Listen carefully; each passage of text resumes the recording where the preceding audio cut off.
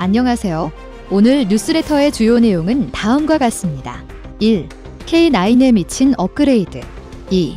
사우디아라비아 왕세자가 한국에 도움을 요청하다.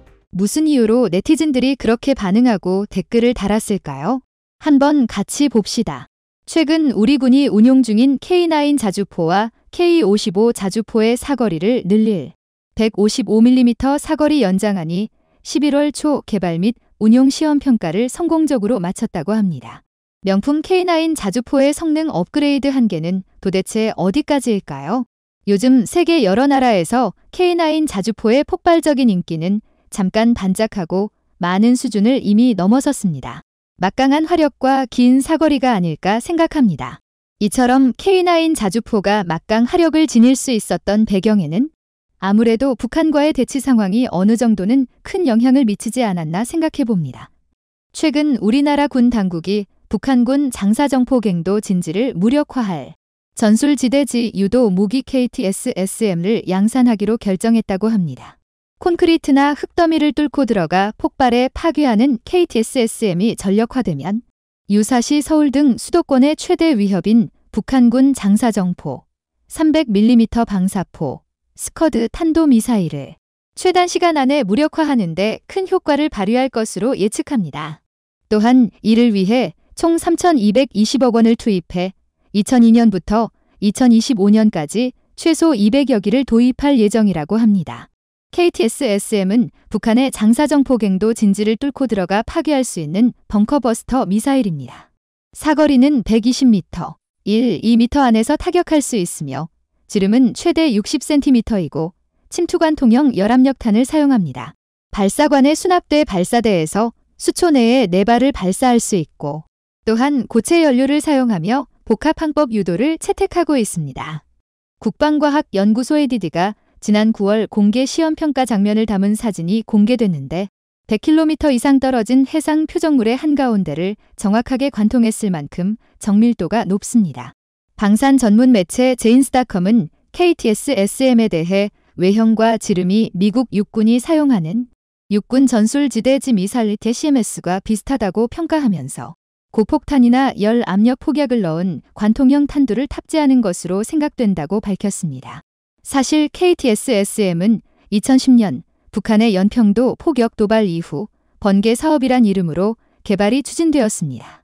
국방과학연구소와 방산업체 한화가 2014년부터 본격 개발에 착수해 2017년 개발을 완료했습니다. 사실 2020년 배치될 예정이었으나 예산과 공장 화재 등 문제로 3년이나 미뤄진 상황이었습니다.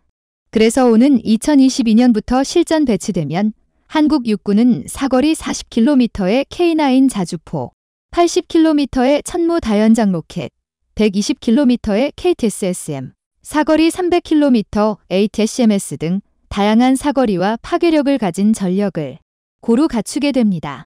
이런 가운데 K9 자주포를 수입한 국가들이 정말 폭풍 감동할 만한 소식들이 들려오고 있습니다. 현재 육군과 해병대에서 운영 중인 K9 자주포와 K55 자주포의 사거리를 늘릴 155mm 사거리 연장안이 11월 초 개발 및 운용 시험 평가를 성공적으로 마쳤다고 합니다. 군 당국과 방위산업계 관계자들은 사실상 개발이 완료되었다고 입을 모으고 있습니다. 그리고 여기서 주목할 만한 점은 새로운 155 사거리 연장을 K9 자주포에서 운용하면 사거리가 54km로 늘어나 우리 군의 중심 지역 타격과 북한의 장사정포 대응 능력이 대폭 향상될 것으로 기대하고 있습니다. 사실 그동안 K9 자주포는 사거리 연장안으로 항력 감소 방식을 사용하는 K307과 K310을 사용하고 있습니다.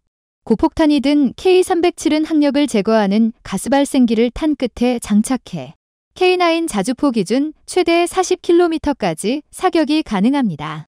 반면에 이중 목적이고 폭탄을 내장한 K310은 사거리가 36km로 알려졌지만 보다 긴 사거리를 가진 155mm 포탄을 요구함에 따라 지난 2002년부터 2005년까지 국방과학연구소를 중심으로 155mm 사거리 연장탄의 핵심 기술, 과제 응용 연구가 진행되고 있었습니다. 그래서 지난 2014년 방위사업추진위원회를 거쳐 155mm 사거리 연장안 사업 추진 기본 전략 수정안이 통과되었습니다. 155mm 사거리 연장탄은 기존과 달리 항력 감소 방식과 로켓 보조 추진 방식을 모두 사용하는 독특한 포탄이라고 할 수 있습니다. 즉 항력을 제거하는 가스 발생기 사용 이후 내장된 고체 로켓이 점화해 날아가는 것입니다. 결국 이 때문에 사거리가 비약적으로 향상되는 결과가 나타났습니다. K9 자주포 기준 고폭탄의 경우는 54km, 이중 목적이고 폭탄을 내장한 포탄은 45km의 사거리를 가는 것으로 전해지고 있습니다. 방위산업계 관계자에 따르면 수조원대의 예산 규모인 155mm 사거리 연장한 사업은 향후 군이 11만 4천여 발을 도입할 예정이라고 합니다. 또한 현재 개발이 완료됨에 따라 2024년경 양산 계약이 체결될 가능성이 크다고 전망했습니다. 그렇기 때문에 본격적인 양산에 들어가면 수출 가능성도 당연히 커질 수밖에 없습니다. 사실 1998년 개발 완료된 K9 자주포는 누가 뭐래도 자타가 공인하는 명실상부 대한민국 명품 무기입니다. K9 자주포는 압도적인 화력과 높은 기동성 및 생존 가능성으로 대북 억제력의 핵심 수단으로 어느새 자리 잡고 있습니다. 비록 선진국에 비해서는 다소 늦게 개발된 후발 자주포였지만 국제 방산 시장 등장 이후 세계 자주포 수출 시장의 절반을 차지하고 있는 괴물이 되어가고 있습니다. 게다가 우수한 성능과 적당한 가격으로 다양한 국가들의 러브콜을 받아온 K9 자주포가 이제는 경쟁자들을 멀찍이 따돌리기 위해 새로운 변화를 꾀하고 있습니다. 여러분들도 다들 아시다시피 세계적 권위를 인정받는 스톡홀름 국제평화연구소 SIPRI 자료에 따르면 K9 자주포는 지난 2000에서 2017년 세계 자주포 수출 시장에서 절반 가까운 48%를 차지하며 압도적인 1위를 차지했습니다. 2018년 기준으로 총 572문이 수출되었으며 독일 PH200018구문, 프랑스 카이사르시 SR 175문, 중국 PLZ 45,128문을 크게 앞서고 있는 상황입니다. 사실 독일 PH2000은 발사 속도 등 일부 성능에서 K9 자주포보다 우위에 있는 세계 최강의 자주포로 평가받아왔지만 수출 실적에서는 K9 자주포에 크게 뒤처진 수치입니다. 그 이유는 가격 경쟁력에 있습니다. 독일 PGH2000의 1문당 가격은 130억 원으로 K-9 자주포의 2배가 넘습니다. 무엇보다도 더욱 중요한 점은 K9 자주포의 경우 터키, 인도, 핀란드, 노르웨이, 에스토니아가 운용 중이며 향후 호주가 도입할 예정입니다. 이 밖에 폴란드는 K9 자주포의 차체를 도입해 운용하고 있습니다. 또한 운용국 가운데 몇몇 국가는 K307과 K310 포탄을 우리나라로부터 수입해 쓰고 있습니다. 이 밖에 155mm 사거리 연장한 가운데 고폭탄을 사용하는 포탄은 탄도 수정 신관을 사용할 예정입니다. 일반적으로 포탄은 사거리가 늘어나면 오차도 같이 증가하는 문제가 있습니다. 이 때문에 군은 155mm 사거리 연장안 중 고폭탄은 탄도 수정 신관을 장착해 명중률을 높인다는 계획을 가지고 있습니다. 또한 155mm 사거리 연 장탄용 탄도 수정 신관은 해외 도입과 국내 연구 개발을 놓고 긍정적으로 검토 중인 것으로 전해지고 있는 상황입니다. 이미 K9 자주포의 성능은 검증된 상태여서 이번 탄의 사거리 업그레이드는 수입하는 나라들 입장에서는 정말 감동과 폭발적인 반응을 불러일으킬 만한 소식이 아닐 수 없습니다. 개전 6개월을 맞이하고 있는 우크라이나 전쟁에서 러시아군이 또 한 번의 변곡점을 맞이하고 있습니다. 지난 돈바스 점령 이후 성과가 부진해지자 침략을 주도했던 러시아 극우 민족주의자들이 정부와 군의 무능을 거세게 비판하고 나선 것인데요. 미국 월스트리트 저널에 따르면 러시아 극우 세력들이 SNS를 중심으로 부족한 전쟁 준비와 불필요하게 높은 인명피해, 더딘 진격 속도 등과 관련된 불만들이 속출하고 있다며 보다 강력한 무기 투입에 대한 압박감으로 작용하고 있다고 분석했습니다. 이는 우크라이나군이 남부 지역에 대한 공세를 강화하는 과정에서 크림반도의 러시아군 기지가 폭격당하는 사건이 발생하자 더욱 여론에 힘이 붙고 있는데요. 이에 러시아군은 17당 60억에 달하는 T-90에 이어 마침내 시험 운용 중인 T-14 아르마타 전차에 대한 조기 투입까지 진지하게 검토 중인 것으로 알려졌습니다. 한편 12km 밖의 목표물을 정확하게 격파할 수 있는 이 무시무시한 전차의 출현 소식에 덩달아 주목받고 있는 한국의 전차가 있는데요. K2 흑표에 이어 차세대 한국산 전차인 K3가 바로 그것으로 유일하게 T-14에 대적할 수 있는 스펙으로 구성된 K3의 구체적인 무기 형태가 공개되자 유럽연합은 벌써 새로운 한국 신무기에 탄생에 높은 관심을 보이고 있습니다. 한 번도 공개된 적 없는 이 기괴한 포의 정체와 아르마타에 범접한다고 극찬받고 있는 엄청난 위력에 대해 자세히 알아보도록 하겠습니다. 얼마 전 러시아의 극우 인사인 이고리기를 킨 자신의 텔레그램을 통해 러시아가 손가락만 빠는 사이 우크라이나군은 사실상 러시아가 얻을 수 있는 모든 걸 부셨다며 러시아군의 전략 실패에 대해 강렬히 비판했습니다. 2014년 크림반도의 분리 독립 당시 친러시아 분리주의 무장 세력의 지휘관으로 활동한 바 있었던 그는 전쟁이 계획대로 수행되고 있다는 러시아 정부의 공식 입장을 전혀 신뢰하지 않는다고 말하며 거리낌 없이 러시아 국방부의 혼란과 무능을 비웃기 시작했는데요. 그와 마찬가지로 현재 대부분의 극우 인사들은 전쟁에서 성과를 못 내는, 특히 세르게이 쇼이구 국방부 장관을 포함한 군 지휘부를 겨냥해 내가 푸틴이라면 이들이 총사령을 거의 피할 수 없을 것이라는 등 강도 높은 불만을 터뜨렸습니다. 여론이 최악으로 흐르자 러시아군은 지난 T-90에 이은 새로운 비밀병기를 투입하여 전황을 뒤바꾸려는 모습입니다.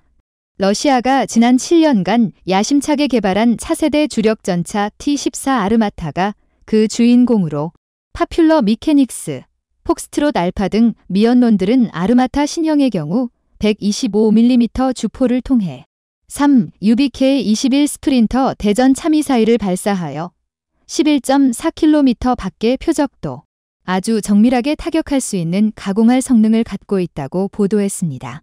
2015년 5월 대독 전승 기념 군사 퍼레이드에서 첫 시제품을 선보인 아르마타는 전자동 무인 포탑차 형태로 관통력에 대해 정확하게 알려지지 않았으나 적어도 5km 거리에서 90cm 두께의 장갑판을 관통하는 리플렉스만큼 강력할 것이라 예측되는데요. 게다가 경쟁 상대인 미 육군의 에이브럼스 전차의 유효 사거리가 3-4km인 점을 고려하면 적어도 아르마타 신형은 3배나 먼 거리에서 에이브럼스를 거뜬히 격파할 수 있는 강력한 스펙이며 이는 반드시 우크라이나 전황에 유의미한 변화를 초래할 것이라 말했습니다. 물론 에이브럼스는 열화 우라늄으로 처리된 반응 장갑을 장착했기 때문에 이론처럼 쉽게 격파되지 않는다는 게 중론이나 적어도 베일에 쌓인 아르마타에 대한 서방 국가들의 공포심이 어느 정도인지는 충분히 확인할 수 있었죠. 하지만 군사 전문가들은 현존 최강의 전차가 T-14라는 것에 이견은 없으나 이 순위가 바뀌는 기점을 2030년으로 콕 짚어 지정에 눈길을 끌었습니다. 그 이유는 한국군이 2030년대 배치를 목표로 개발 중인 인공지능 전차 K3의 존재 때문인데요. 이것이 T-14 아르마타를 능가할 것이라 확신하는 이유는 K3에 탑재되는 포탑의 방식이 지금껏 도입된 적 없는 완전히 새로운 형태의 것이기 때문입니다. 전열 화학포라 불리는 이 포탑은 기존 화포 무장이 화학 추진제만으로 탄체를 가속시키는 반면 화학 추진제 연소 시에 발생하는 화학 에너지와 외부에서 인가되는 전기 에너지를 복합적으로 이용하여 탄체를 가속시키는 방식을 취하고 있습니다. 뇌관 및 장약의 연소를 전기 에너지로 전환하여 그 속도가 무려 음속의 5배. 기존 화포와 같은 구조를 가지면서도 레일건처럼 엄청난 속도와 파괴력을 자랑하기 때문에 적들에겐 존재 자체만으로 엄청난 공포가 될 수 있습니다. 다만 이는 레일건처럼 완전히 다른 추진 방식은 아닙니다. 기존 화포 무장과 유사한 구조를 가지면서 장약을 점화하고 제어하는 방식을 고도화시킨 것으로 재래식포의 포니 부위에 설치된 전극에 펄스 형태의 전기 에너지를 공급하여 아크를 발생시키면 이 아크가 전극 사이에 위치한 절연제를 플라스마화하여 고온 고압의 팽창력으로 탄자를 가속하는 원리로 알려졌습니다. 전열화학포가 최근 들어 주목받기 시작한 장약 연소 단계를 더 정밀하게 제어할 수 있어 보다 완전 연소에 가깝게 다가가는 것이 가능하기 때문인데요. 일반적으로 재래식포는 추진제가 폭발하여 탄자가 진행함에 따라 약실 압력이 감소하지만 전열화학포는 방전되는 전기 펄스의 크기와 주파수를 변화시켜 탄자가 진행하는 동안 추진제 연소를 제어함으로써 강내의 최대 압력을 장시간 유지해줍니다. 따라서 전자열추진은 탄자가 견딜 수 없는 가속 한계를 넘지 않으면서 최대 가속도가 오래 지속될 수 있고, 이는 곧 일반 화포로는 절대 흉내낼 수 없는 무시무시한 사거리를 구현해낼 수 있었죠. 그 결과는 상상 이상으로 파괴적이었습니다. 레일건과 일반 대포의 장점을 두루 갖춘 전열화학포는 포구 속도 및 포구 에너지가 레일관 수준인 소속 1.7에서 2.5km에 준하며 기존 화포에 비해 사거리 및 관통력까지 대폭 증가한 것이 특징입니다. 포탄이 포물선 운동한다고 가정할 때 초속 2.5km의 속도로 발포할 경우 최대 사거리가 무려 640km에 달하니 이 정도면 하푼보다 더 멀리 투사하는 것이며, 만약 유도할 공포탄을 사용하여 사거리를 최대치 이상으로 뽑아낼 경우엔 항공모함 함재기나 대형 대함미사일에 맞먹는 위력이라 볼 수 있습니다. 참고로 이 정도로 빠른 포탄은 현용 방공망으로는 요격 자체가 불가능한 수준인데요. K3의 진짜 무서운 점은 이런 가공할 무기들을 100% 무인화로 운용한다는 점이었습니다.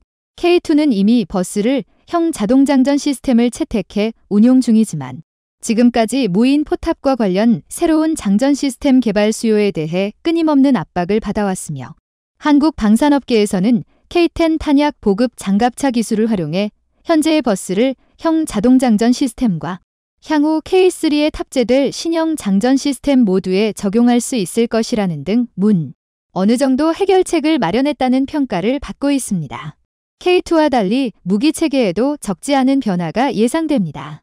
K3의 후미에 미사일 발사가 가능한 VLS 즉 수직 발사대 설치에 대한 논의가 실제 오가고 있으며, 이것이 탑재될 경우 기존 전차의 개념에서 다연장 로켓처럼 다수의 포탄과 미사일로 여러 목표물을 동시 타격할 수 있게 되는데요. 이 때문에 일각에서는 K3는 K2와 달리 차체에 무인 포탑과 VLS를 장착해 고속 기동과 동시에 다발 포격으로 적을 섬멸하는 천궁과 유사한 형태가 될 것이란 분석도 나오고 있습니다. 문제는 크기입니다.